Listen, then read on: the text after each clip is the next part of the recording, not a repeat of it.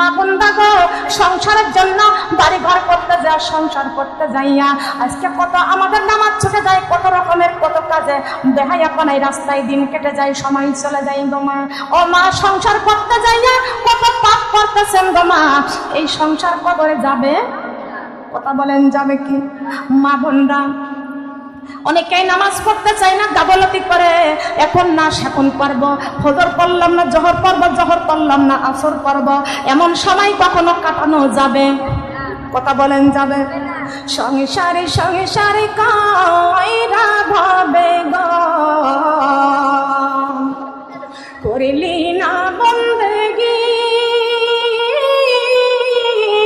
কোন দিন জানি আজ রাইলাই সারে, সবই করে পারে ওরে জীবন গোনাই গোনাই গেল রে, হাই রে এমন ওরে জীবন গোনাই গোনাই গে।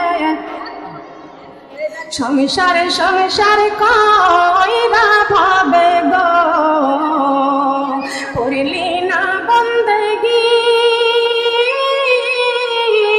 কিভাবে কাটাইবি মনরে কবরের জিন্দেগি রে, ওরে জীবন গোনাই গোনাই গেল রে, বলেন ওরে জীবন,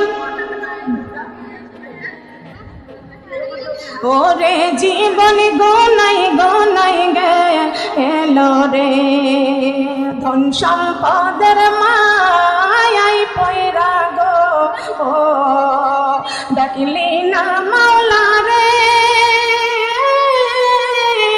কোন দিন জানি আজ রাইলাই সারে, সবই করে পারো রে, ওরে জীবন গোনাই গোনাই গেল রে, বলেন ওরে জীবন,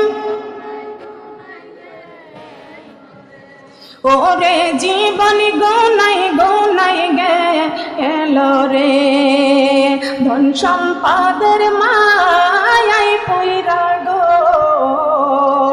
ডাকিলি না মাওলা রে, কি জানি কি উপায় হইবে রে, অন্ধকার কবরে রে, ওরে জীবন গোনাই গোনাই গেল রে, বলেন ওরে জীবন, ওরে জীবন গোনাই গোনাই গেল রে, বাড়ির পাশে কবর ঘরে গো, থাকিবারে পড়িয়া স্বামী বলো সন্তান বলো রে, চাইব না ফিরিয়া রে, ওরে জীবন গোনাই গোনাই গেল রে, বলেন ওরে জীবন, ওরে জীবন গোনাই গোনাই গেল রে। আল্লাহু আকবার বলেন। কথা ঠিক তো? আজরাইল আসবে কি আসবে না? সব ছিনিয়ে নেবে, কিছুই থাকবে না, সব পর করে দিবে আজরাইল। খালি হাতে কবরে চলে যেতে হবে। কোরআন থাকবে মাথার কাছে, 5 ওয়াক্ত নামাজ থাকবে ডান পাশে, দান সদকাগুলো পায়ের কাছে দাঁড়িয়ে থাকবে। সুবহানাল্লাহ বলেন। এই যে কোরআনের মাদ্রাসায় এই যে কোরআন শরীফ দান করতেছেন, এই জানাজাগুলো দেখে আমাদের কি মরণের কথা মনে পড়ে না? মা বোনরা মরণের কথা মনে পড়ে কি? সন্তানরা জানাজা করলে, সন্তানরা যদি আল্লাহর কাছে হাত তোলে, সন্তানের হাত আল্লাহর দরবারে আরশ মহল্লায় উঠে যায়। কথা বলেন সুবহানাল্লাহ। আপনাদের প্রত্যেকটা সন্তানের চোখের পানি মা বাবার জন্য কল্যাণ, জান্নাতি হয়ে যায়। সবাই বলেন সুবহানাল্লাহ। মা বোনেরা, আমরা চাই আল্লাহর জমিনে যত মাদ্রাসাগুলো আছে, আমাদের সন্তানগুলো, এই যে সন্তানগুলো দেখতেছেন মা বোনেরা, এই সন্তানগুলো কিন্তু কেউ ধনী ঘরের সন্তান একটাও না। বলতে পারবেন? কথা বলেন, বলতে পারবেন? সব গরিব ঘরের সন্তান। গরিব ঘরের সন্তানরা মাদ্রাসায় দেয়, মা বোনেরা আর বড় লোকের সন্তানরা অফিসার ইঞ্জিনিয়ার বানাই। কথা বলেন ঠিক কিনা? আমি আপনাদের কাছে জানতে চাই, অফিসার ইঞ্জিনিয়ারের দাম বেশি না কোরআনের হাফেজদের দাম বেশি? এই যে মৌমাছি, এই মৌমাছি আমার নবীর নামে দরুদ পাঠ করার কারণে মৌমাছির মুখে মধু দান করেছেন কে? কথা বলেন। মৌমাছির মুখে মধু দান করেছেন। 18,000 মাখলুকাতের মধ্যে মানুষ হলো সৃষ্টির সেরা মানুষ। কথা বলেন সুবহানাল্লাহ। মৌমাছির মুখে মধু দান করেছেন আশরাফুল মাখলুকাত নবীর উম্মত আল্লাহর প্রিয় গোলামদের মধ্যে আল্লাহ রাব্বুল আলামিন কুরআন দান করেছেন। কথা বলেন সুবহানাল্লাহ। আমরা উত্তম জাতি, আমরা উত্তম করে চলতে চাই। কথা বলেন সুবহানাল্লাহ। আমার নবীকে ভালোবাসতে চাই তো? আমার নবীকে ভালোবাসতে চাই। বিশ্ব নবীর ভালোবাসায় যদি আমরা আমাদের জীবন ধন্য হয়ে যাবে। কথা বলেন সুবহানাল্লাহ। ভালোবাসতে চাই তো নবীকে? আল্লাহকে পাইতে চাই। আল্লাহকে পাইতে হলে আমার নবীকে ভালোবাসতে হবে। কাকে ভালোবাসতে হবে? তাওহীদেরই মুর্শিদ আমার মুহাম্মাদের নাম, মুর্শিদ মুহাম্মাদের নাম। তাওহীদেরই মুর্শিদ আমার মুহাম্মাদের নাম, মুর্শিদ মুহাম্মাদের নাম। ওই নাম জপলে বসতে পারে খোদারি কালাম, মুর্শিদ মুহাম্মাদের নাম, মুর্শিদ মুহাম্মাদের নাম। ওই নামেরই রশি ধরে যাই আল্লাহর পথে, ওই নামেরই ভেলাই চড়ে ভাসি নূরের স্রোতে। ওই নামের বাতি জেলে দেখি আরশের মুকাম, মুর্শিদ মুহাম্মাদের নাম। তাওহীদেরই মুর্শিদ আমার মুহাম্মাদের নাম, মুর্শিদ মুহাম্মাদের নাম। আল্লাহু আকবার বলেন। ওই নামেরই রশি ধরে আল্লাহর পথে যায়। কোন নামের রশি ধরে? মুহাম্মদ নাম রশি ধরে। কথা বলেন ঠিক না বেঠিক? প্রমাণ করেছে আল্লাহ কোরআনে, কুলিন কুনতুম তুহিব্বুনাল্লাহ ফাত্তাবিউনি ইউহিব্বুকুমুল্লাহ ওয়া ইয়াগফির লাকুম যুনুবাকুম ওয়াল্লাহু গফুরুর রহিম। আল্লাহ ডাইরেক্ট কোরআনে কারিমের মধ্যে ঘোষণা করেছেন, আমার নবীকে ডাক দিয়া বলেছেন, বন্ধুরে तमाम পৃথিবীর মানুষদেরকে ইশারা করে জানাইয়া দেন, तमाम পৃথিবীর মানুষ যদি আমি আল্লাহকে ভালোবাসতে চাই, আগে বিশ্ব নবীকে যেন ভালোবাসে। নবীকে ভালোবাসতে চাই কারা কারা? নবীকে ভালোবাসতে চাই কারা কারা? নবীকে যারা ভালোবাসতে চান ও মা বোনরা হাত নামান। নবীকে যারা ভালোবাসতে চান, আমার নবী কোরআনের ঘর মাদ্রাসা তৈরি করে গেছেন। কথা বলেন ঠিক না বেঠিক? এই মাদ্রাসা আমরাও তৈরি করব কি করব না?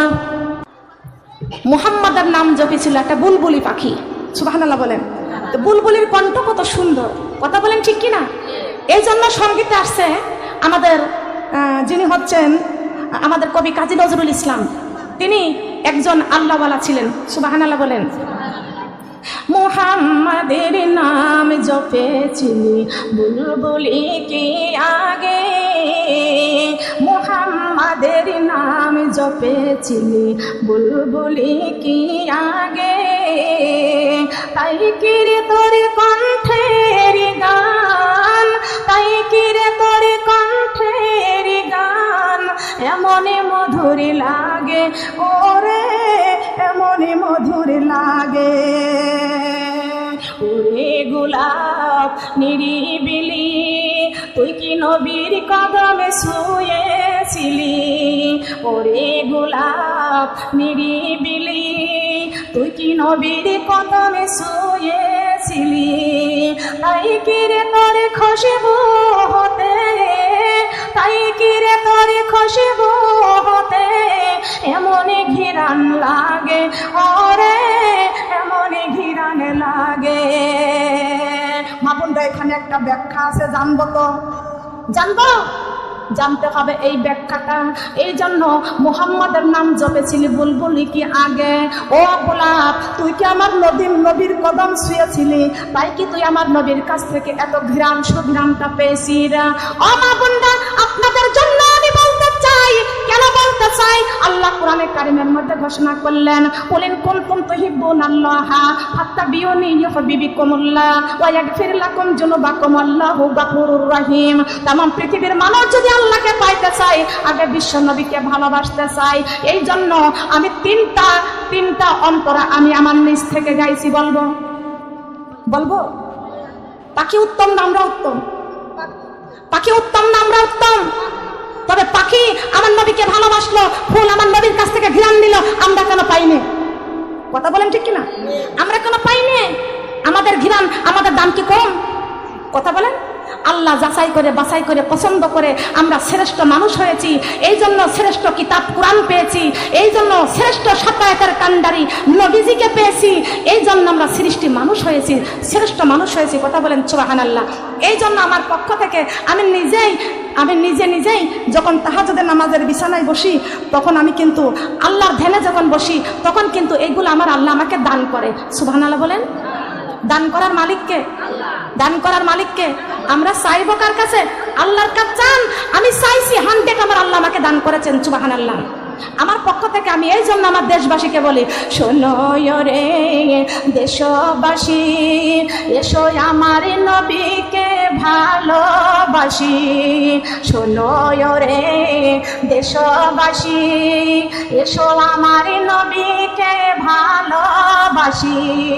নবীজিকে বাসলে ভালো, নবীজিকে বাসলে ভালো, হইব জান্নাতে বাসি। ওরে হইব জান্নাতে বাসি। দিনের নবীর উম্মতে মোরা, সৃষ্টির সেরা মানুষ মোরা।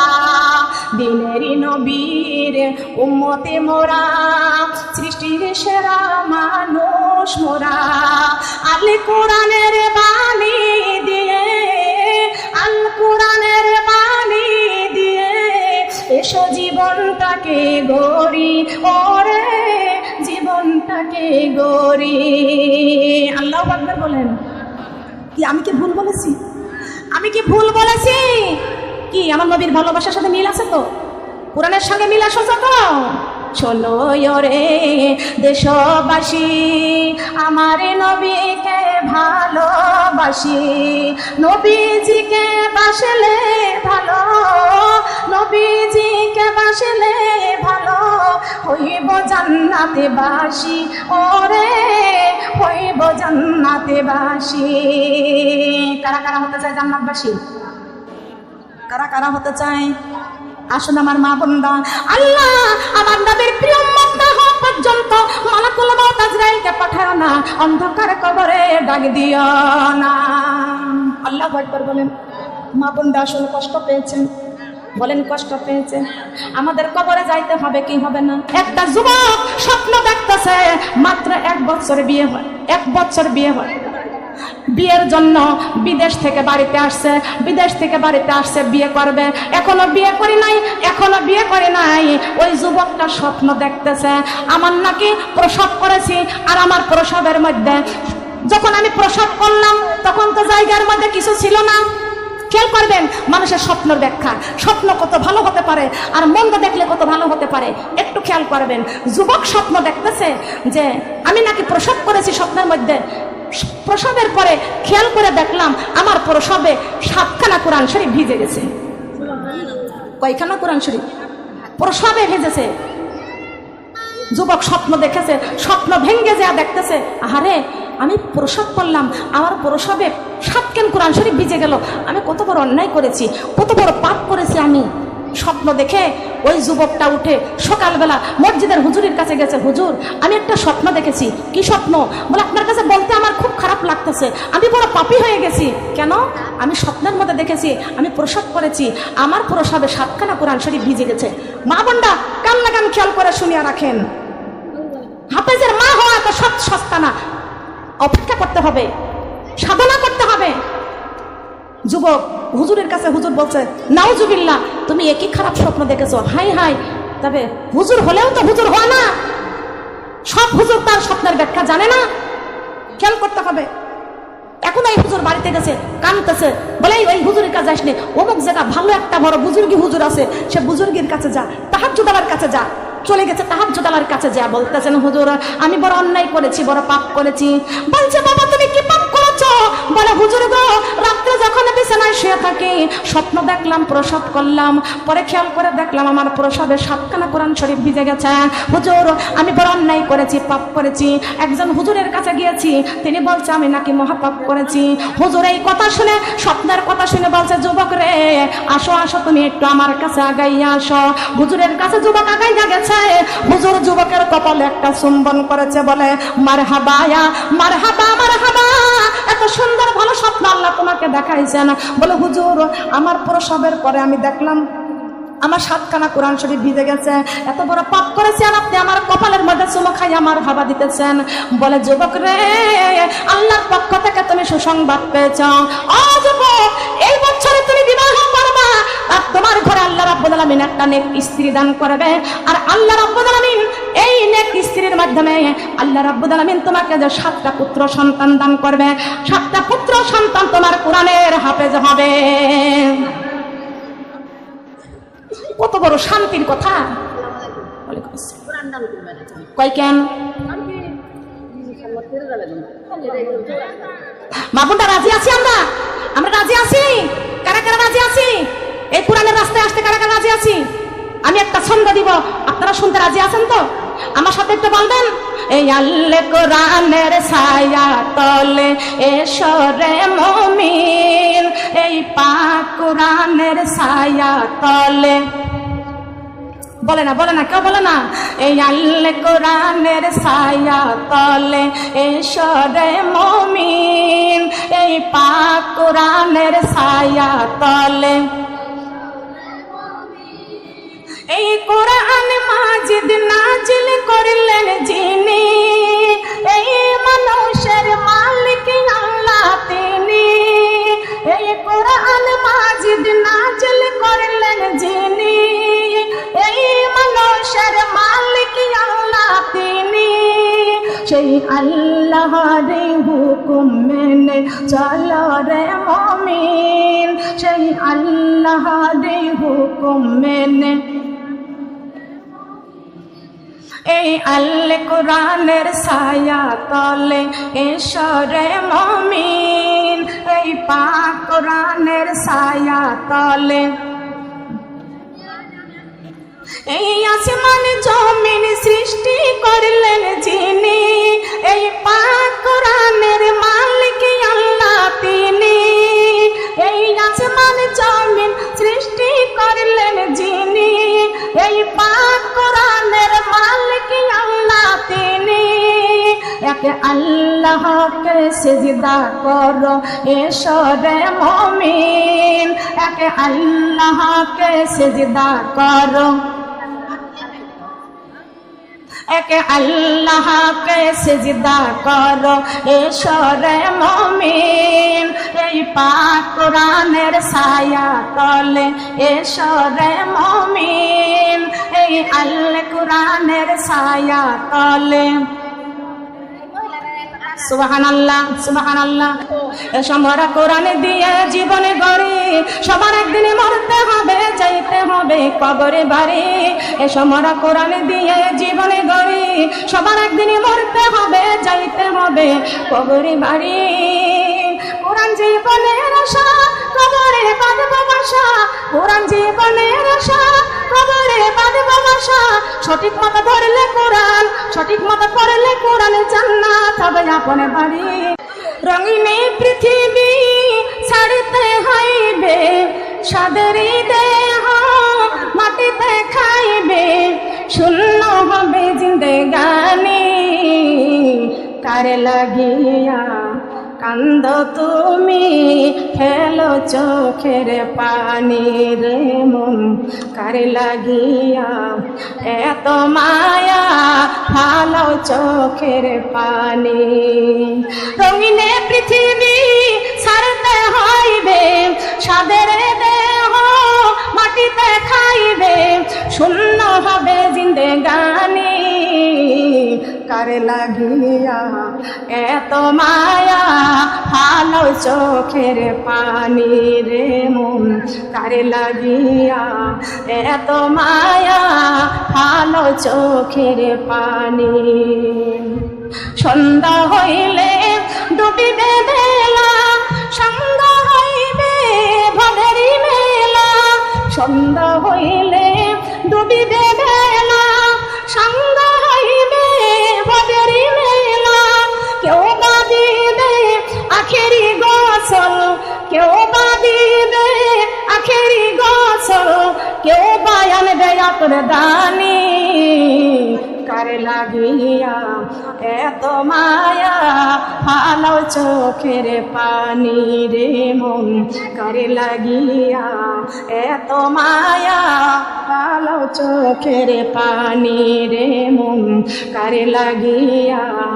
এত মায়া ফালো চোখের পানি এত আশার বাসা তোমার নিমেষেতে হবে যে চুরমার এত আশার বাসা তোমার নিমেষেতে হবে যে চুরমার লক্ষ্য করেন মা বোনেরা আমি যে কথা বলতে চাচ্ছি আজকে বাংলাদেশে যার সম্মান করার দরকার তার সম্মান করে না আর যে সম্মান পাওয়ার যোগ্য না সে সম্মান পাই কথা বলেন ঠিক না ঠিক আমরা মুসলমান আমরা যেখানে সেখানে যাত্রার গলায় ফুলের মালা পরাইতে পারি না কথা বলেন ঠিক কিনা যাত্রার গলায় কি ফুলের মালা দেওয়া যাবে কথা বলেন যাবে আমাদের ঘরে কি সিরিয়াল থাকতে পারে কথা বলেন আমি এত সময় আলোচনা করেছি এখন একটা কথা আমি বলে যেতে চাই মোনাজাত করে দিব আমার মা বোনেরা এই যে আমি ভারতে গিয়েছিলাম মাহফিলে ভারতে যাওয়ার পরে আমি ওখানে ভারতের মুসলমানরা আমাকে বলল যে আপা আমরা ভারতের মুসলমানরা অনেক কষ্টের মধ্যে আছি এই কথা বলবেন আস্তে আস্তে বলেন ভারতের মুসলমানরা অনেক কষ্টের মধ্যে আছি কেন এই নরেন্দ্র মোদী বাংলাদেশের স্বৈরাচারের সাথে যোগাযোগ করে আজকে আমাদের ভারতের মুসলমানদেরকে এই বাবরি মসজিদখানা ভেঙে টুকরা টুকরা করে দিয়ে এই ভারতের জমিনের মসজিদখানা বাবরি মসজিদখানা ভেঙে সেই জায়গার মধ্যে মন্দির ঘর করেছে আমার মা বোনরা যেই ব্যক্তি ভারতের মসজিদ ঘর বাবরি মসজিদ ভেঙে মসজিদ ঘর ভেঙে দিয়ে মন্দির ঘর তৈরি করলো আর সেই নরেন্দ্র মোদীকে বাংলাদেশে নিয়ে এসে ফুলের মালা দিয়ে বরণ করা হলো বলেন তো তিনি কে